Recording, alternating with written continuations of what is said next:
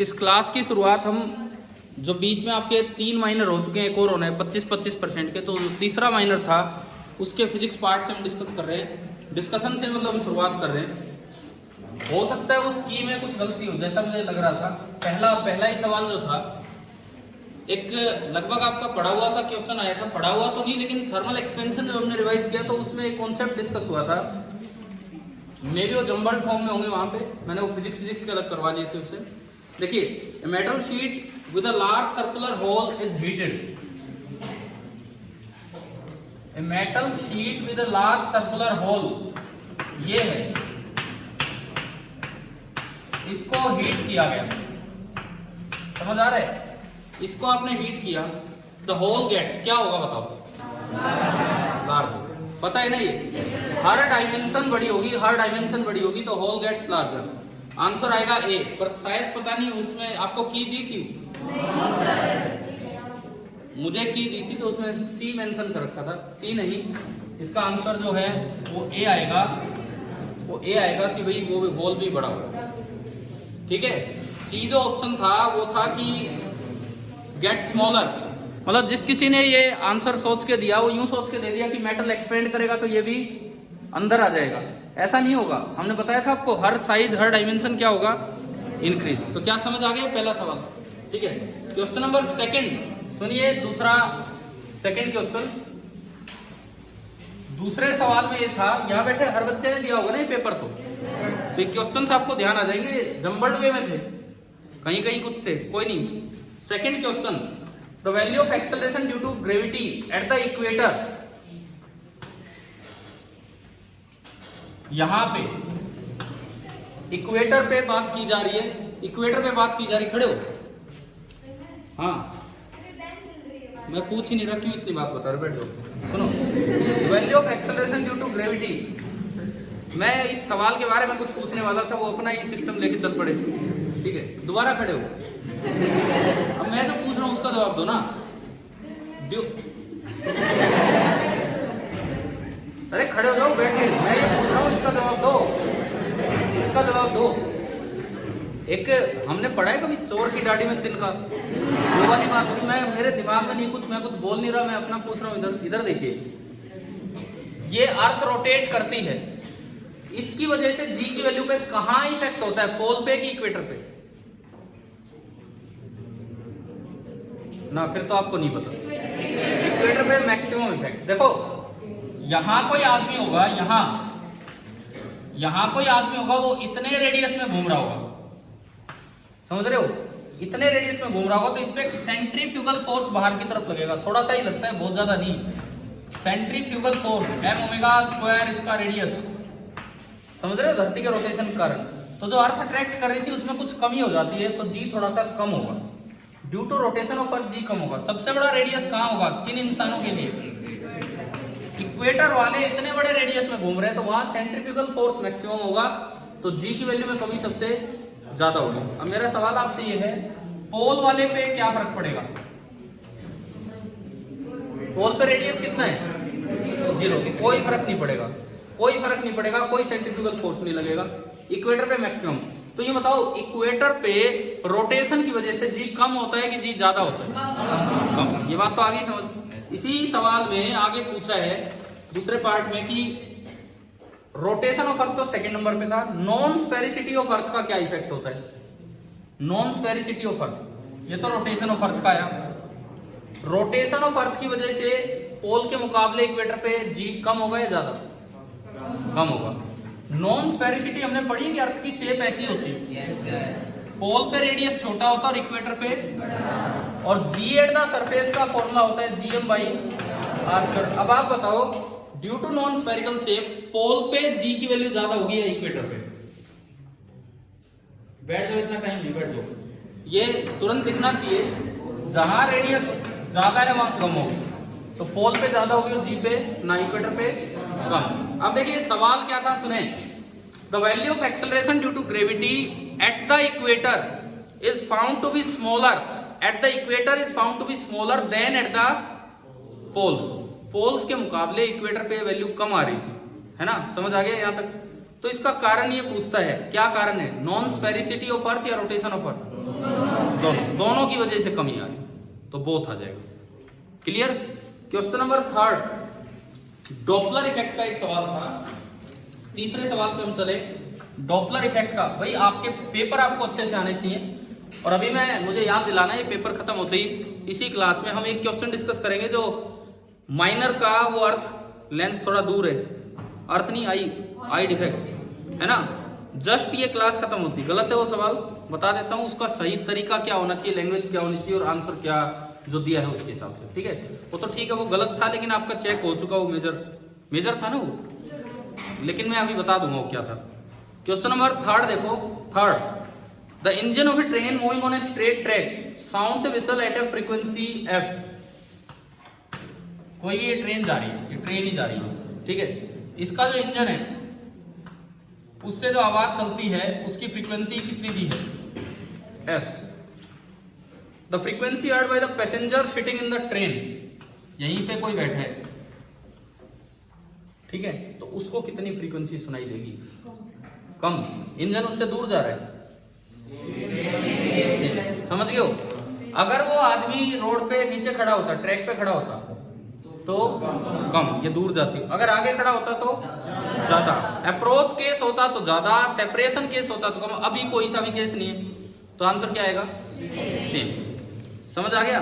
और general formula जो हम पढ़ते हैं वो ये था कि new observe is equal to something into new actual, जो सोर्स की है। यहाँ स्पीड ऑफ साउंड, यहाँ स्पीड ऑफ ऑब्जर्वर और यहाँ speed of source plus minus. याद है ना ये चीजें? किसी को नहीं आता हो तो मैं फिर समझा दूंगा डॉपलर इफेक्ट। ये आपका हुआ क्वेश्चन नंबर 3। उसके बाद आते हैं क्वेश्चन नंबर 4 हम देखते हैं। 4 देखिए, a widely used musical scale called diatonic scale, जिसको इंडिया में नाम दिया जाता है सारे गामा पा धा नी सा। सुना है ये हमने? हैज 8 नोट्स, उसमें 8 ये नोट्स बोले जाते हैं, ठीक है, अलग अलग frequency. You must have listened these notes, सुने ही होंगे आपने। Based on your observation you can say that, बताओ फ्रीक्वेंसी किसकी ज्यादा होगी? आप ये बताओ, सा से आगे बढ़ते हैं तो आवाज पतली होती चलती है या मोटी होती चलती है?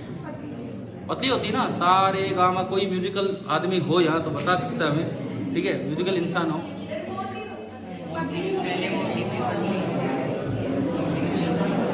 देखो आपको बता देता हूँ, वैसे ये क्वेश्चन फिजिक्स का कम, म्यूजिक का ज्यादा है, परंतु लिखा है बेस्ड ऑन योर ऑब्जर्वेशन। तो फिजिक्स की इतनी सी बात है कि पतली आवाज की फ्रीक्वेंसी ज्यादा होती है और मोटी आवाज की फ्रीक्वेंसी कम। तो मैं आपको बता दूं कि ये जो सारे गामा वाली सीक्वेंस है ना, इसमें कंटिन्यूसली आवाज पतली होती जाती, कंटिन्यूसली आगे तक आवाज पतली होती। एक सा शुरू में है और एक सा लास्ट में है, दोनों सा की भी फ्रीक्वेंसी सेम नहीं रहती। हालांकि मुझे म्यूजिक का बहुत ज्यादा ज्ञान नहीं है, लेकिन फिर भी इतना तो मैं बोल सकता हूँ उस एक्सपीरियंस के हिसाब से, उनको सुनने के हिसाब से, कि सा से अगला सा वो ज्यादा फ्रीक्वेंसी पे होगा और ये कम पे। तो इन्होंने पूछा है रे और नी को कंपेयर करना है। बताओ रे की आवाज पतली होती है कि नी की? नी की। तो नी की फ्रीक्वेंसी क्या होगी? ज्यादा।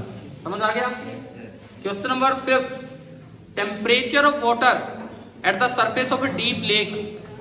देखो लेक है, उसकी सरफेस पे 2 डिग्री है, तो नीचे कितना होगा? ये हमने पढ़ा हुआ है कि 4 के बाद नीचे कम नहीं होता, उसके बाद वो ऊपर ही रहने लग जाता है। समझ गए हो? तो आंसर आएगा 4 डिग्री। क्लियर हो गया? नेक्स्ट क्वेश्चन नंबर 6, एक अच्छा सवाल है, देखिए। Take equal amounts of ether, ether एक लिक्विड है सिंपल, इन 3 आइडेंटिकल वेसल। 3 बर्तन लिए और तीनों में इक्वल अमाउंट ईथर का ले लिया, ये आपने दिया, ठीक है। अब ये क्या कहता है? If we examine the vessels after, ना first one is closed by a lid, इस पे एक ढक्कन लगा दिया। Second by a big jar, second पे ऊपर ये ओपन इस तरह से ढक दिया। And third one is left open to air. समझ आ गया?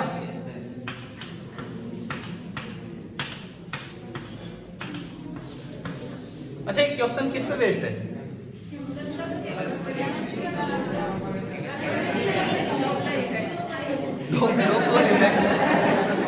अरे नहीं, किस फिनोमेना पे बेस्ड है ये ऑपरेशन?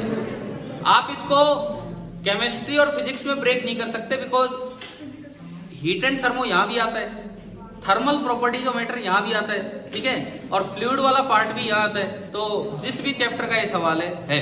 अब सुनो क्या होगा, सुनिए। इवेपोरेशन का बेसिक कोज क्या है, कारण क्या है, ये बताओ। चलो इसे यूं मत ले जाना, ये केमिस्ट्री का सवाल, ये फिजिक्स का पार्ट है। इवेपोरेशन का बेसिक काज क्या होता है, कारण क्या होता है, सुनिए। काइनेटिक थ्योरी फिजिक्स की ये कहती है कि हर मॉलिक्यूल रैंडमली बहुत तेज स्पीड से घूमता रहता है, कभी इधर टकराएगा कभी इधर टकराएगा, और वो लिक्विड के अंदर ही रह जाते हैं। लेकिन वो मॉलिक्यूल जो इतनी तेज स्पीड से ऊपर की तरफ जाते हैं, वो एस्केप कर जाते हैं सरफेस को, और इसी फिनोमेना को क्या बोलते हैं हम, इवेपोरेशन। हो सकता है केमिस्ट्री वाले कुछ और तरीके से भी एक्सप्लेन कर देते हो। कैसे कर देते हैं, ठीक है, जो भी है, मैं आपको बता रहा हूं। जो फिजिक्स की काइनेटिक थ्योरी कहती है कि ये बहुत तेजी से इधर उधर घूमते रहते हैं, जिनका मौका लग गया ऊपर की तरफ, वो तो सरफेस से बाहर ही आ जाता है, तो ऊपर चला जाता है, वो इवेपोरेट हो गया। फर्क क्या है, यहाँ क्या ऊपर जगह है बहुत ज्यादा नहीं है, तो जो ऊपर जाएगा टकरा के वापस नीचे ही आ जाएगा।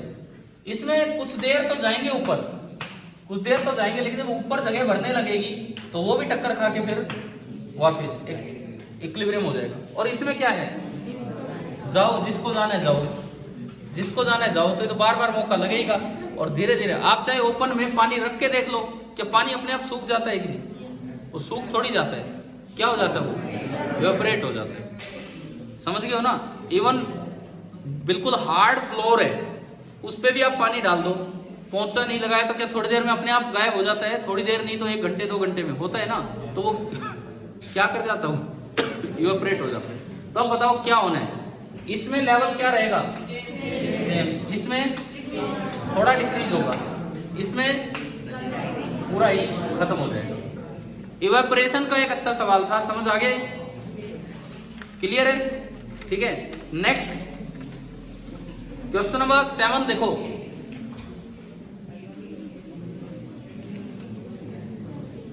सातवां सवाल देखिए, question number 7। 2 particles of equal mass m each go round a circle of radius r।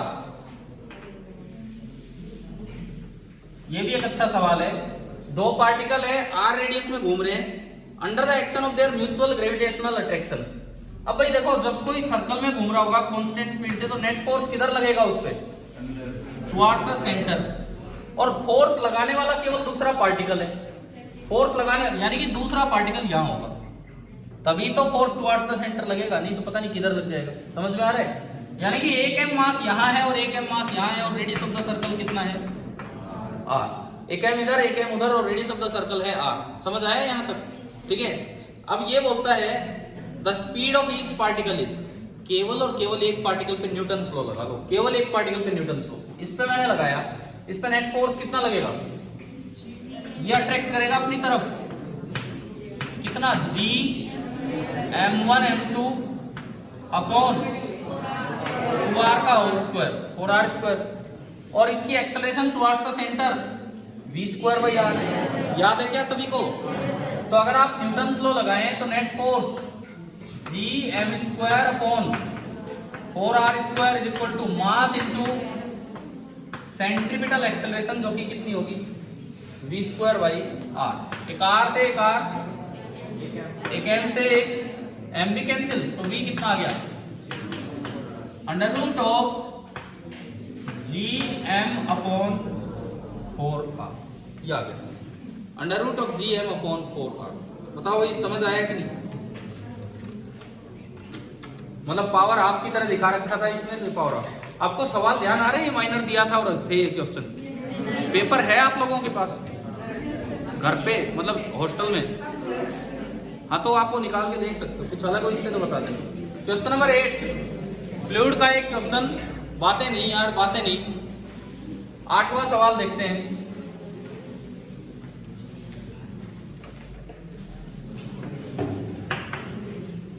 देखिए, a cylindrical vessel containing a liquid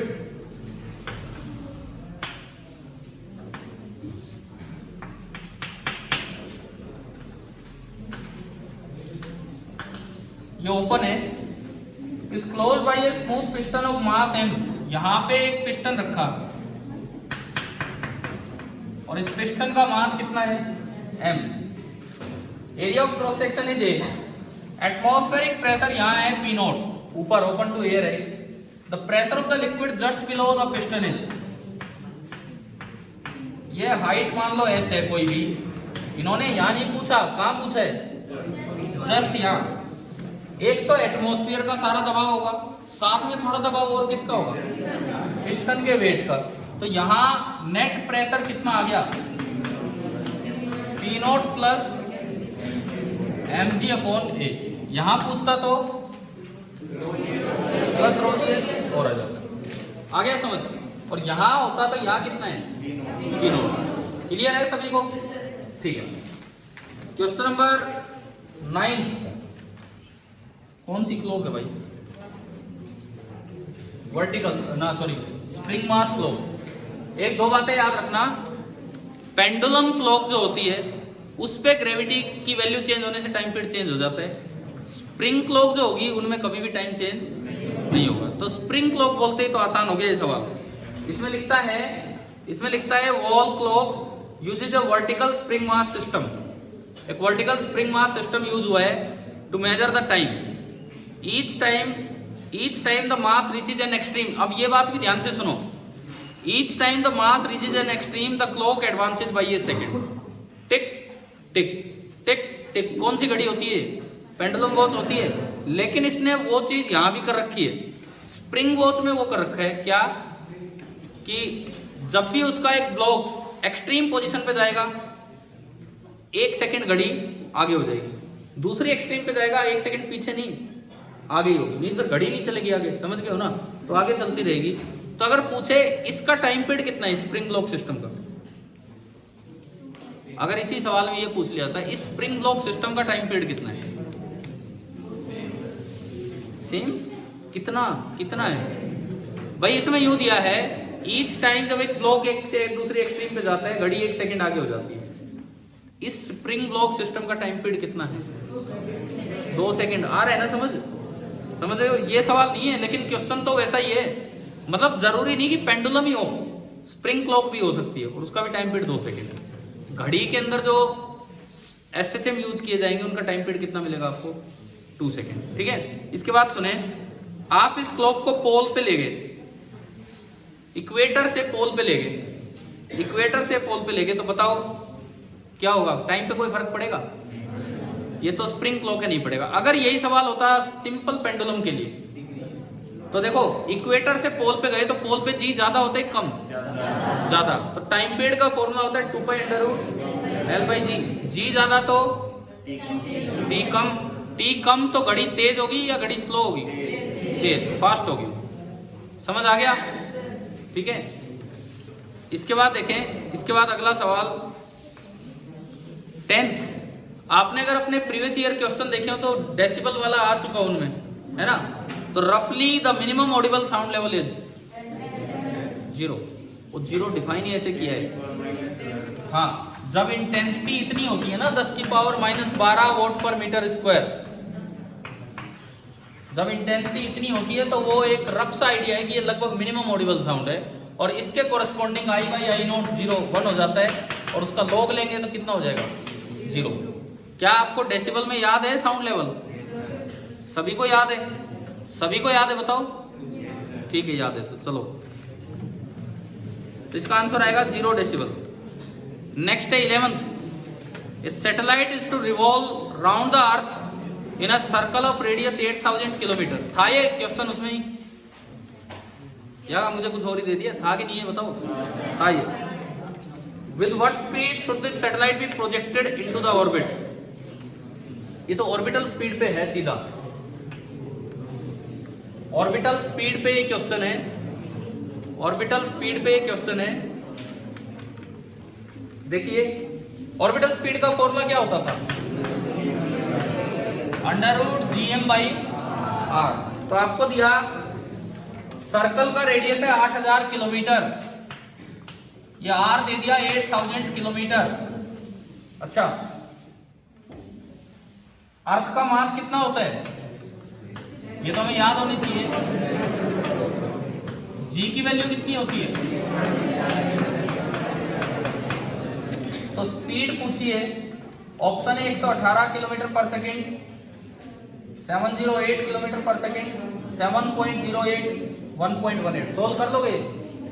इसका आंसर आएगा, जो आंसर दिया है वो मैं बता रहा हूं। कैलकुलेशन ही तो थी थोड़ी बहुत, फॉर्मूला लगा के। भाई यहां जितने बच्चे बैठे हैं क्या सभी ने पेपर दिया था?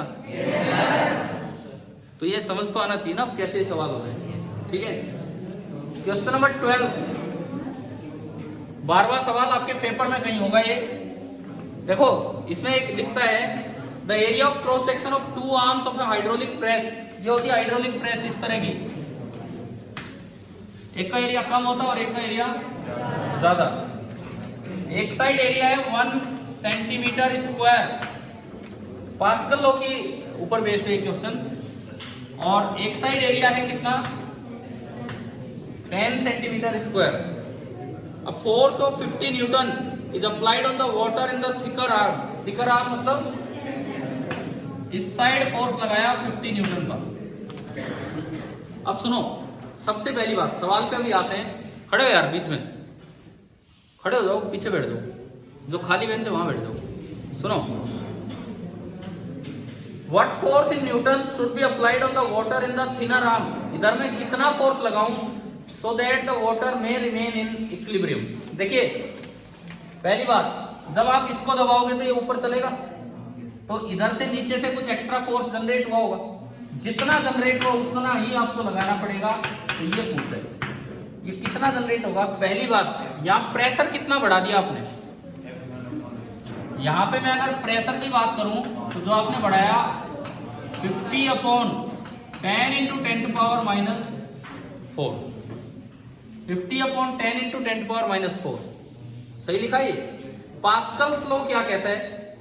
जितना प्रेशर एक साइड बढ़ा है उतना ही प्रेशर दूसरी साइड बढ़ेगा। तो यहां भी जो प्रेशर बढ़ेगा वो भी कितना होगा, 50/10 × 10⁻⁻4। तो फोर्स कितना हो गया? फोर्स होता है प्रेशर इनटू एरिया। प्रेशर तो जितना उधर बढ़ा उतना ही बढ़ा, 50/10 × 10⁻⁻4। और इधर का एरिया कितना है, 1 मतलब 10⁻⁻4। ये कट गया। कितना फोर्स नीचे से एक्स्ट्रा आया? तो आपको इक्विलिब्रियम में रखने के लिए कितना फोर्स लगाना पड़ेगा, 5। पास्कल्स लॉ पे कोई सवाल आ सकता है फ्लोटेशन में। क्या समझ आ गया कि नहीं आया बताओ? ठीक है, ये आपका हुआ क्वेश्चन नंबर 12। इस पेपर का आपका आखिरी सवाल था, which of the following quantities remain constant in A planetary motion. जो सैटेलाइट इलिप्टिकल ऑर्बिट में घूमते हैं या फिर प्लैनेट सन के अराउंड घूमते हैं, उस मोशन की बात कर रहे हैं। ठीक है, क्या क्या है सुनिए। पहला ऑप्शन स्पीड, इलिप्टिकल ऑर्बिट में स्पीड कांस्टेंट रहती है। केपलर का दूसरा लॉ हमें यह समझाता है कि पास जाओगे तो तेज चलोगे और दूर जाओगे तो धीरे, तो गलत।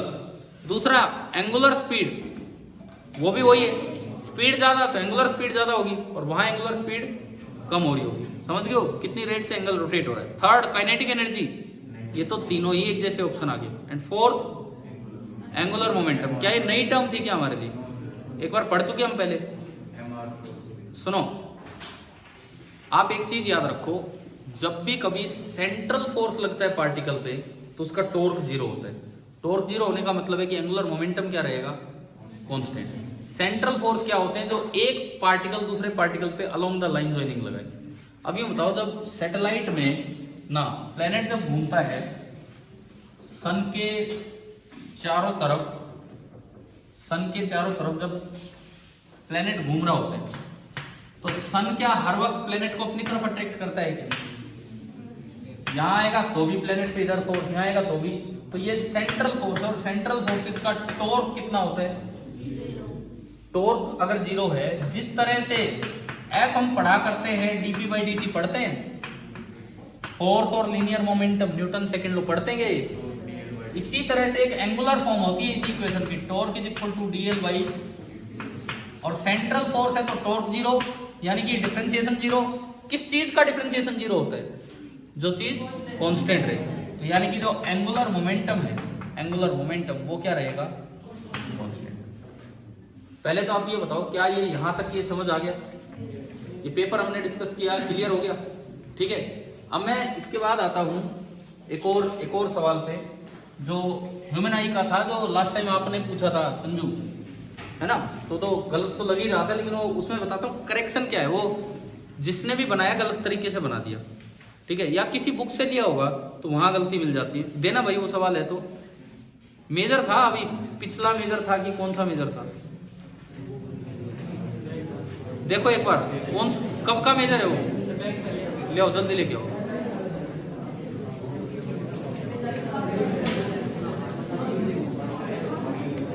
देखो ये बातें नहीं, ये रिकॉर्डिंग इसलिए की जा रही है, जो बच्चे घर हैं वो बाद में देख लेंगे। एक्चुअली कुछ तो कह रहे थे लाइव भी चला दो,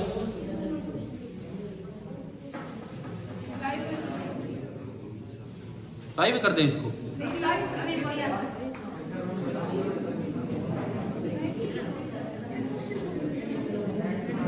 चलो तो मैं तब तक एक चीज आपसे पूछता हूं, एक सवाल का जवाब दो आप। आपको हाइपरमेट्रोपिया है, सपोज हाइपरमेट्रोपिया, वैसे ज्यादातर बच्चों को मायोपिया होता है, बात नहीं यार। अभी आपने जिन्होंने भी स्पेक्स लगा रखे हैं, आपको मायोपिया है कि हाइपरमेट्रोपिया, या बोथ? कौन सा पिया? मायोपिया है। तो सुनो, एक बार आप स्पेक्स हटाओ, जिन्होंने स्पेक्स लगा रखे हो स्पेक्स हटा के, ये दिख जाता है क्या? नहीं, फिर क्यों स्पेक्स लगा रहे?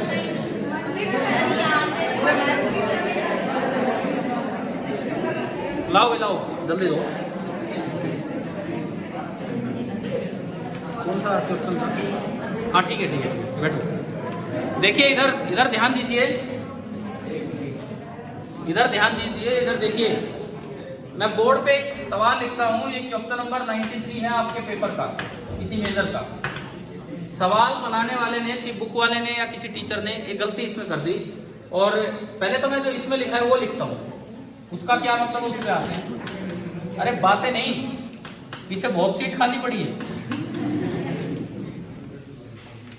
फार और साइटेड के बीच में गैप नहीं आता है, यहाँ हालांकि दिखा रखा है। A far-sighted person can see object beyond 71 centimeter clearly if separation between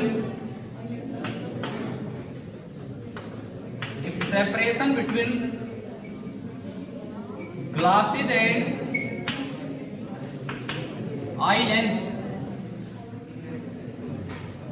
is 2 centimeter. So then find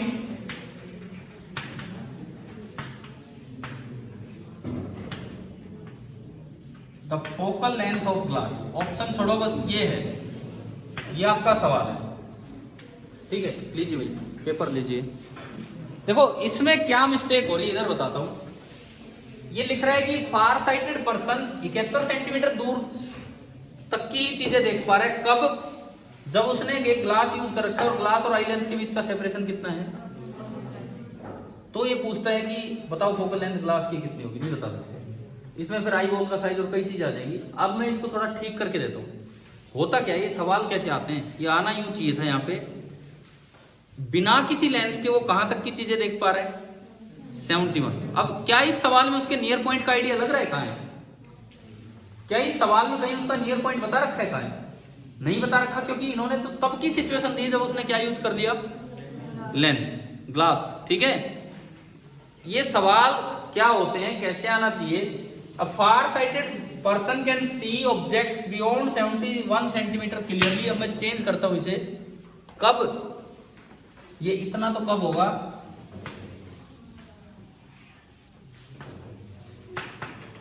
with neck line मतलब समझ गए हो, बिना किसी हेल्प के। तो उसे कहां तक दिखता है, 71। उसके बाद अब वो यूज करता है, मैं सवाल चेंज कर रहा हूं, अब वो यूज करता है ग्लास लेंस, लेकिन थोड़ा अलग तरीके से यूज कर रहे हैं, दूर से देख रहे हैं, समझ गए हो? कितनी दूर? आंख से 2 सेंटीमीटर दूर। अब वो यूज करता है ग्लास लेंस, ग्लास और आई लेंस के बीच में थोड़ा गैप कर दिया। If the separation between the corrective glass lens जो उसने यूज किए and eye lens is 2 centimetre, इसको और थोड़ा बढ़ाते हैं आगे। He is now able to see up to 25 centimetre. अब बताओ क्या नॉर्मल आई की तरह बिहेव करने लग गया कि नहीं? तो अब ये सवाल आएगा, then find the focal length of the glass. अब इस सवाल में क्या आपको उस डिफेक्टिव आई का नियर पॉइंट पता लग गया? कहां है, कहां है, कितनी दूर है? 70। पिछले क्वेश्चन में इंफॉर्मेशन अधूरी थी क्योंकि हमें नियर पॉइंट ही नहीं पता कहां है। समझ गए ये चीज? अब ये सवाल ऐसा होता, हो सकता है किसी बुक में से लिया हो, कई बार बुक्स में भी तो गलतियां होती हैं, तो रैंडमली किसी पे ऐसे विश्वास नहीं करना चाहिए, किताबों पे भी। तो ये आ गया समझ। अब बताओ अब कैसे करें इसको, अब कैसे करें? जैसे आप हाइपरमेट्रोपी आके क्वेश्चन किया करते थे, उसका क्या तरीका होता था? देखिए ये आंख है, ठीक है, पहला वो वाला सवाल जब आप बिल्कुल लेंस को आंख के साथ लगा रहे हो, भाई ये गैप मत कंसीडर करना है थोड़ा सा, ये नहीं, अभी आंख के बिल्कुल साथ है लेंस, वो वाला चीज हम देखते हैं। नॉर्मली अगर 71 सेंटीमीटर पे, 71 को मैं रिप्रेजेंट कर रहा हूं x से, नॉर्मली अगर x डिस्टेंस दूर आपका नियर पॉइंट है कि इससे आगे और ऑब्जेक्ट है तो आपको नहीं दिखता है नेकेड आई से, और अब आपने कॉन्वेक्स लेंस लगाया, हाइपरमेट्रोपी के लिए कौन सा लेंस यूज करते हैं? फार साइड, मतलब दूर की नजर ठीक है, पास की नजर में गड़बड़ है तो ये हाइपरमेट्रोपी है। तो अब ठीक होने का क्या मतलब है? आपको कहां तक की चीजें नजर आ रही है? अरे कहां तक की चीजें नजर आ रही है? 25 सेंटीमीटर। तो अब देखो कैसा डायग्राम बनेगा कि अगर 25 से भी रे आए, 25 से भी रे आए तो आपके रेटिना पे बने, तो आंख को बेवकूफ बना दो, आंख को बताओ मत कि ये 25 से आ रही है, आंख को कहे भाई तेरे नियर पॉइंट से आई है, आंख अपने आप भागी वहां इमेज बनाएगी। समझ गए हो? नियर पॉइंट से लाने के लिए तो इसको थोड़ा सा कन्वर्ज करवाना पड़ेगा, समझ रहे हो? थोड़ा कन्वर्ज करवाना पड़ेगा, इसीलिए मैंने कौन सा लेंस यूज किया? कॉन्वेक्स, वो कन्वर्जिंग लेंस होता है। और अब आप तो बेझिझक आई लेंस पहुंचा दिया जी, पहुंचा दिया उसकी इमेज को कहां? रेटिना पे, कोई दिक्कत ही नहीं है। समझ में आ गया? ठीक है, ये नॉर्मल तरीका था ठीक करने का। और इसमें जब आप करेक्टिव लेंस की तरफ नजर डालते हो और अगर उसकी फोकल लेंथ एफ है, तो इसके लिए यू बताओ, सही बताना, यू कितना है इसके लिए इस डायग्राम में? -25 सेंटीमीटर। वी कितना है इस डायग्राम में? -x। तो लेंस इक्वेशन से एफ आ जाएगा। आगे अब मैं आता हूं, समझ आ रहा है ना सभी को? अब मैं आता हूं इस सवाल पे, ये जो दूसरा अब जो सवाल बना, इसका नियर पॉइंट कहां है? 71 पे। आंख को अगर यूं लगाना कि ये तो 71 से आया, तो आंख इमेज कहां बनवा देगी? रेटिना पे। आपको कहां से लेके चलनी है, ठीक करना है तो कहां तक की दिखानी है? 25। तो देखो अब हम स्टार्ट करें इसको।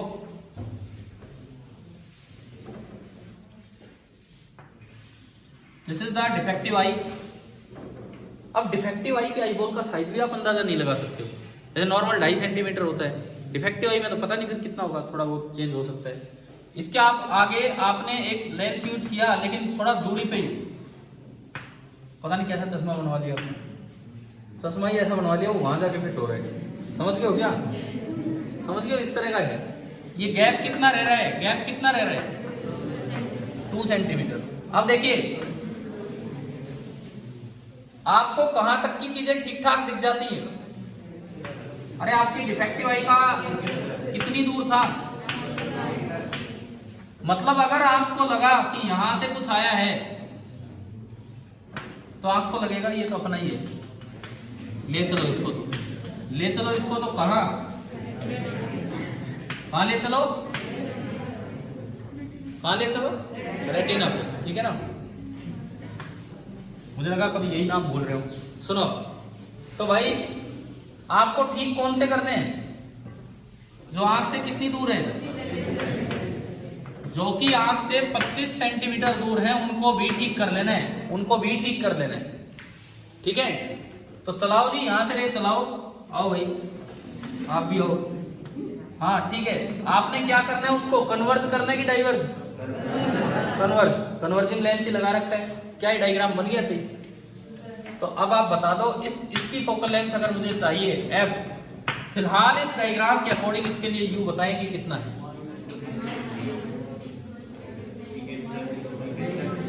ये अरे कई 71 कर रहे हैं, इसके लिए तो ले -23 सेंटीमीटर। इसके लिए v कितना होगा? इसने तो यूं फैला दिया, आगे तो कहीं मिल ही नहीं रहे, ठीक है, पीछे तो मिलेंगे यहाँ कहीं, समझियो। तो v कितना? -69। वैसे ना बड़ा रिस्की जगह है, मैं यहाँ पे दोनों पाँव भी एक साथ नहीं ला पा रहा हूँ। कभी तो यूं खड़ा होना पड़ता है, यूं घूमना भी हो तो वापस पैर निकाल के आना पड़ता है। ये चलो कोई नहीं, f क्या निकल जाएगा इससे? 1/v -69 -1/u minus is equal to 1/, ये तो यार बड़ा आसान वो बन गया।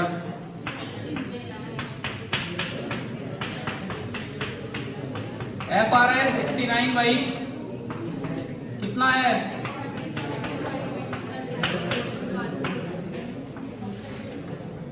तो क्या आपको वो सवाल अब समझ आया क्या था?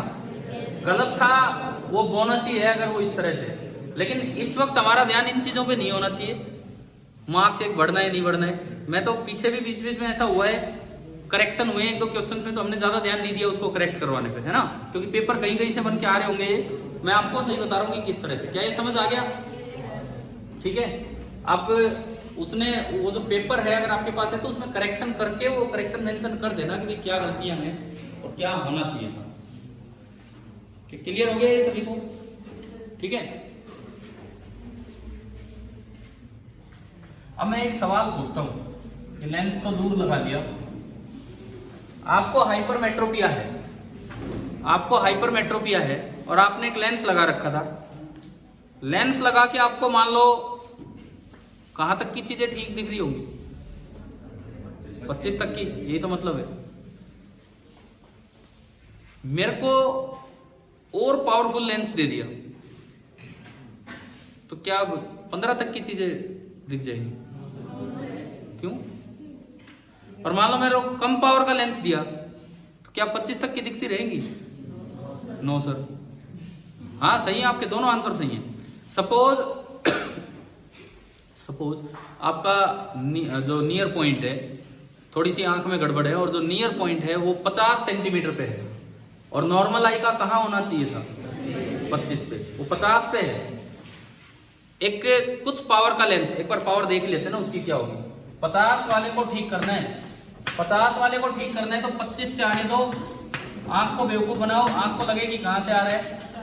50 से। तो यू कितना? -25। ये आई लेंस है कि करेक्टिव लेंस है? बी कितना? -50। यहां से एफ कितना आएगा? 1/v -1/u इक्वल टू, सही लिखा होगा मैंने, 50 -2 ना -1 + 2। एफ कितना आ गया? 50 सेंटीमीटर। पावर कितनी होगी? 1/50। पहले इसको ना उसमें मीटर में कन्वर्ट कर लो, दिस इज हाफ मीटर, तो पावर कितनी हो जाएगी? 2 डायोप्टर। अब मैं अगर 2 डायोप्टर का लेंस लगाऊं तो मुझे 25 तक की चीजें दिख रही हैं, क्या मुझे 20 तक की चीजें दिख जाएंगी? नहीं दिखेंगी। अगर मैं 3 डायोप्टर का लेंस लगा लूं तो क्या 20 तक की दिख जाएंगी? नहीं दिखेंगी। बिल्कुल सही। उससे आगे तो हमारी आंख की और ज्यादा वो उसको प्रेस नहीं कर सकता है, सिलरी मसल्स, है ना। अब मैं पूछता हूं, 2 की बजाय अगर आपने 1 डायोप्टर का लेंस लगाया तो क्या आप 25 तक की चीजें दिख रही होंगी? नहीं दिख रही होंगी। अब तो हल्की चीजें दिखेंगी। ठीक है। अब मेरा सवाल ये है, आप मान लो तो मैं 2 इंसानों को कंपेयर करूं, 2 हाइपरमेट्रोपिक आईज हैं, 2 हाइपरमेट्रोपिक इंसान है, एक ए और एक बी। इसका करेक्टिव लेंस की पावर है 4 डायोप्टर और इसके करेक्टिव लेंस की पावर है 2 डायोप्टर। किसकी आंख ज्यादा डिफेक्टिव है? एक ही। दोनों हाइपरमेट्रोपिक हैं, दोनों हाइपरमेट्रोपिक है, लेकिन किसकी ज्यादा डिफेक्टिव है? एक की। क्लियर है? अब देखो, शुरू में दोनों ने अपने अपने लेंस लगाए और दोनों को ठीक ठाक दिख रहा था, 25 सेंटीमीटर तक का दिखने लगा। मैंने कहा चश्मे बदलो, इंटरचेंज करवा दी और कुछ नहीं, है ना। जस्ट डिजाइन किसी को उसका पसंद आ गया, उसको उसका पसंद आ गया, अपने चश्मे बदल के चले गए। ठीक है, अब ये बताओ किसको दिक्कत होगी? ए के पास बहुत पावरफुल लेंस वाला चश्मा था, बी को कोई प्रॉब्लम होगी क्या? क्या बी को क्या प्रॉब्लम होगी?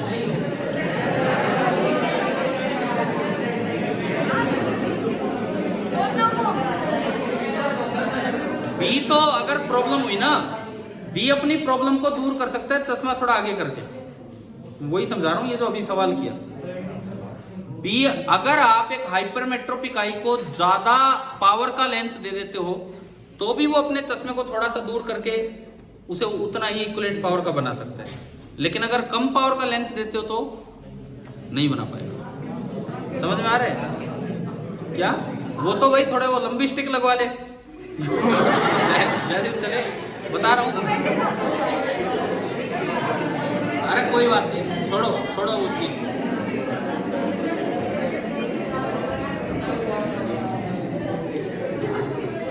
अब मैं एक लास्ट पॉइंट, अभी आज की क्लास का लास्ट पॉइंट डिस्कस कर रहा हूं, इस क्लास का। ठीक है, फिर 1 घंटे बाद दोबारा मिलेंगे। हमने ये सीखा मूविंग चार्ज पे जो मैग्नेटिक फील्ड फोर्स लगाता है उसका फॉर्मूला होता है QVB sin थीटा, है ना भाई। लेकिन एक मैग्नेट तो आयरन पे भी फोर्स लगाता है कि नहीं? एक मैग्नेट तो आयरन पे भी फोर्स लगाता है, उसका क्या फॉर्मूला होगा? उसमें तो कोई चार्ज नहीं दिख रहा, कोई मूव नहीं कर रहा, ये भी बैठा था आराम से, ये भी आराम से रखा था, फिर यहां पे क्या होगा? क्या होगा बताओ?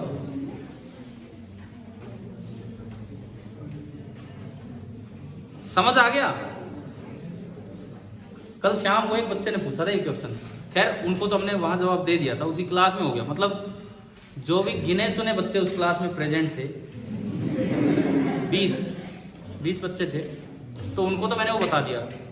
क्लास के एंड में एक बच्चे ने क्वेश्चन पूछा था, तो वो तो मैंने वहां समझा दिया था। लेकिन अब आपको भी समझ आ जाए, आप सभी को समझ आ जाए, तो उसके लिए हम ये बता रहे हैं। देखो अब सुनो, कूलम्ब्स लॉ पढ़ा है आपने इलेक्ट्रोस्टैटिक्स में, वो यहां भी लग जाता है, लेकिन उसके लिए एक नई टर्म, थोड़ी सी टर्म डिफाइन होती है, मैग्नेटिक चार्ज। क्या उससे ही उसे रिप्रेजेंट करते हैं। देखिए क्या होता है, एक ये मैग्नेट है, ये उसका नॉर्थ पोल और ये उसका साउथ पोल। ये मैग्नेट का नॉर्थ पोल और ये वाला मैग्नेट का है साउथ पोल। ठीक है, हर पोल की एक पोल स्ट्रेंथ होती है जिसे हम क्यू से रिप्रेजेंट कर लेते हैं। क्यू के नीचे हम लगा दिए कि भाई ये मैग्नेटिक चार्ज है। कभी आया है क्या ये टर्म? मैंने पढ़ा है। ठीक है, तो ये मैग्नेटिक चार्ज होता है। आप अगर इसके पास ले आए एक आयरन पीस, क्या आयरन में पोल होते हैं? होते नहीं हैं, लेकिन जब मैग्नेटिक फील्ड आता है तो बन जाते हैं, होते नहीं है। ये फेरोमैग्नेटिक मटेरियल है, और कभी ऑनलाइन पहले भी हमने डाया पैरा फेरो का जिक्र किया है। तो सुने, नॉर्थ अट्रैक्ट करेगा तो इसने कौन सा पोल बना दिया? ये परमानेंट पोल है कि टेम्परेरी? ये एक मैग्नेट है, ये एक मैग्नेट है, तो ये जो पोल है, ये पोल कैसा होगा आपका? परमानेंट। ये तो बस ये था तो ये बन गया। ये पोल आपका कैसा कहलाएगा? टेम्परेरी पोल। ठीक है, मान लो इन दोनों के बीच की दूरी r है, और जो नया पोल इंड्यूस हुआ उसको मैंने बोल दिया QM डैश। कूलम्ब्स लॉ जैसा फॉर्मूला यहां भी आप लगा सकते हो, थोड़ा कांस्टेंट चेंज हो जाएगा, ये अट्रैक्ट करेगा, और अब जो नया फोर्स बनेगा वहां पे कांस्टेंट K बोलते थे। K होता था, अगर कभी पढ़ा हो तो 1/4 पाई एप्सिलॉन नॉट, उसकी जगह 1/एप्सिलॉन की जगह क्या आ जाता है? क्या हमने मैग्नेटिक फील्ड के फॉर्मूले में ये कांस्टेंट यूज किया बार बार? म्यू नॉट की वैल्यू ऐसा यूनिट में होती है 4 पाई इंटू 10⁻⁷। जब वो वैल्यू पुट करोगे तो 4 पाई से 4 पाई कैंसिल, ओनली 10⁻⁷ बचेगा, है ना। अब देखो सुनो, आगे सुनो, इसकी पोल स्ट्रेंथ कितनी है, क्या हुआ है, इसकी पोल स्ट्रेंथ और डिवाइडेड बाई, लेकिन इस मेथड को, इस तरह के क्वेश्चंस को अवॉइड किया जाता है। इसका एक कारण है, क्या पोल रियल में एग्जिस्ट करते हैं? ये एक मैथमेटिकल अजम्पशन है, तो ये तो प्योरली मैथमेटिकल अजम्पशन हो गया, रियल में तो कोई पोल जैसी चीज एग्जिस्ट करेगी भी नहीं, इसलिए अवॉइड किया जाता है ये मोनोपोल टाइप चीजें यहां लाने में। ठीक है, ये मोनोपोल जैसी चीजें यहां लाने में हम थोड़ा सा कतराते हैं, लेकिन फिर भी एक बच्चे ने सवाल पूछा था तो इसलिए मैंने आपको बताया। अब भाई जो सो रहे थे वो उठ जाओ, अब जाने का समय हो रहा है। ठीक है, हाँ पहले बताओ, इस क्लास में एक पेपर डिस्कस किया, एक वो आइलेंस वाला क्वेश्चन करेक्ट करवाया, एक ये नई चीज, ये बताइए क्या ये 3 बातें समझ आ गई है? दोबारा मिलते हैं थोड़ी देर बाद, लेकिन अभी बैठे रहो।